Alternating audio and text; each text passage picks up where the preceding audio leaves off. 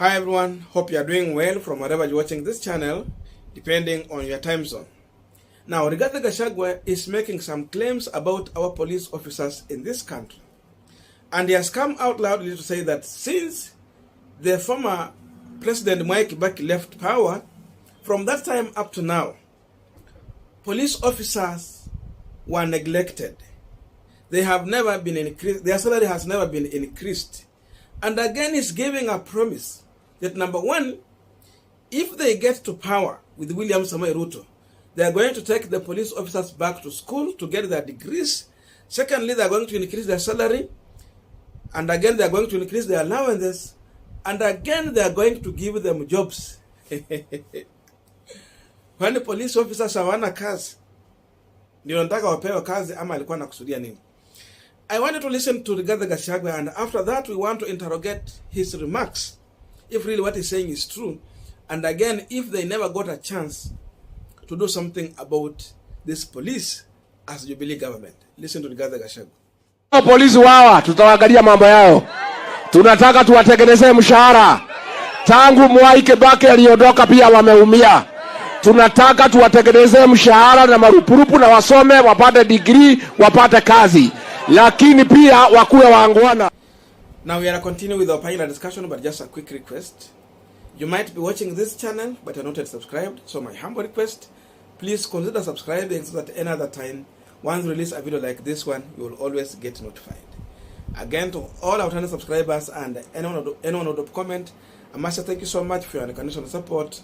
Again, I'm requesting you to give this video a thumbs up so that YouTube can recommend our videos to more viewers. Back to our discussion. Now, there are so many issues we can raise out about Rigathi Gachagua's relationship with the police as a DO and as a member of parliament and as a member of Jubilee party together with William Samoei Ruto also. But let us start with the issue of Rigathi Gachagua as a member of parliament and William Samoei Ruto being the deputy party leader of Jubilee party in 2013 and again as our deputy president up to date. Rigathi is saying that the police officers have never enjoyed an increment of a salary or allowances from the time Kibaki left office. And the question we are asking ourselves here today, Jubilee government got to power and Rigathi Gachagua was elected on Jubilee ticket. William Ruto and the entire team have been talking about having more numbers in the National Assembly, even at a time when he did not agree with President Uhuru Kenyatta. Most of the Jubilee members of parliament, senators, and even governors, he said they were supporting him. And to some extent that was true. Because as we are speaking now, if you check on UDA party, most of MPs who are in UDA, they were from Jubilee side. So that means he had more numbers compared to President Uhuru Kenyatta. So the question we are asking ourselves here today, if William Ruto had enough numbers, the two speakers of the National Assembly and the Senate are with William Samoei Ruto. So what stopped Rigathi Gachagua, William Ruto, and the entire team to pass a bill in the National Assembly proposing an increment of police officers' salary and all those other things that he's raising about the police? Because they had numbers. Then it will remain to be that they passed it, but maybe President Uhuru Kenyatta refused to append his signature to that bill. If Rigathi Gachagua is sincere with what he's telling Kenyans, if you want Kenyans, the electorate, to buy into what he's telling them, why he did not sponsor any bill to do with the issues of police? Kama kweli anajali maslahi ya police, mswada uko wapi?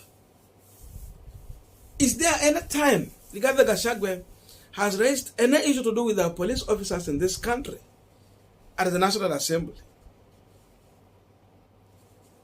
I don't know. If someone has that clip, then he can send it to me through my WhatsApp number. At no instant I have heard Rigathi Gachagua raising issues to do with the welfare of the police officers in this country. But today is here on a campaign telling us on how they are going to take care of the police officers in this country. So to me, what Rigathi Gachagua is talking about can be just a lip service. Because for you to believe Rigathi Gachagua or William Ruto, you have to understand where they're coming from, their history, what they have been able to do. So there is no at any point Rigathi has shown any interest to take care of the welfare of our police. And that is a big lie. There's nothing you can trust about that. Tuko na Lusaka, the Speaker of the Senate. Tuko na JB Muturi, the National Assembly Speaker, with William Samoei Ruto. So meaning Ruto had numbers. They could have done something. They did not. So I don't see how the electorate are going to buy into this issue and believe what Rigathi Gachagua is saying. Even police officers themselves. I don't think if there's anyone who can trust what he's saying at any point. That is number one. Secondly, Rigathi, every time when he gets a mic to speak, he will always talk about police. We understand his background. Adio. And what he does not understand is that every time you talk about police, he's invoking the memories from Molo. He dealt with the people of Molo in a brutal and inhuman way. And he's here talking about police. So in my view, Rigathi Gachagua, in case William Ruto win this election, just in case, it means he's going to be the principal advisor to the president. And I see Rigathi Gachagua, first thing he will tell William Samoei Ruto is exactly what is happening in Uganda. Because Rigathi Gachagua has been a deal, he's going to advise William Samoei Ruto to bring army officers on the road. You know, when you go to Uganda, most of the army officers are taking over the duties of police. That is what Rigathi Gachagua is going to advise William Samoei Ruto. Because we know his character, we know his behavior, and we understand what he can do. That's why his agenda is always fasting police officers.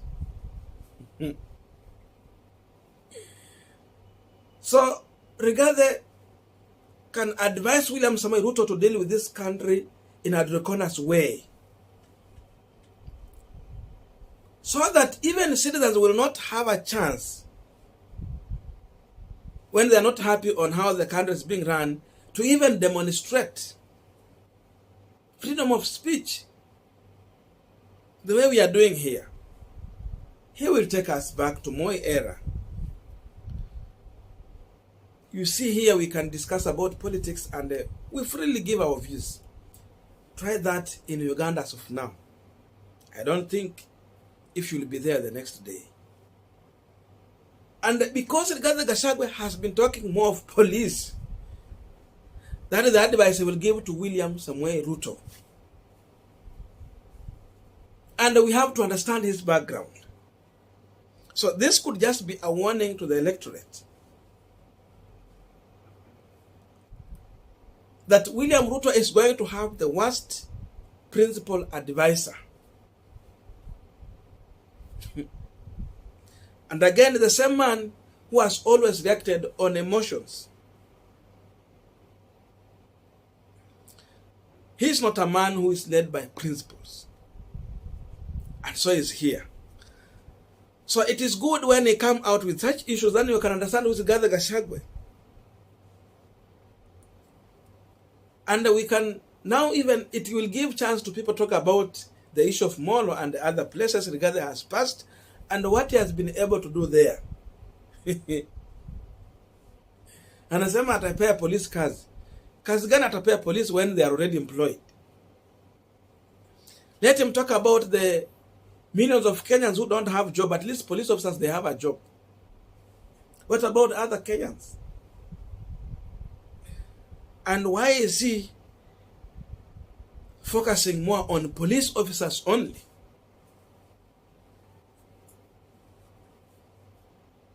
Why only police officers? Does he have another agenda about this police? Apart from the issue of salary.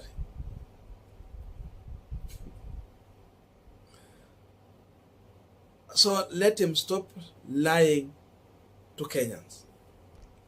So before Rigathi pointing his finger at President Uhuru Kenyatta, he should also point at his deputy William Ruto, and he should point at himself. So they had a chance to do something, they did not do. That's my view as far as Rigathi Gachagua's remarks is concerned.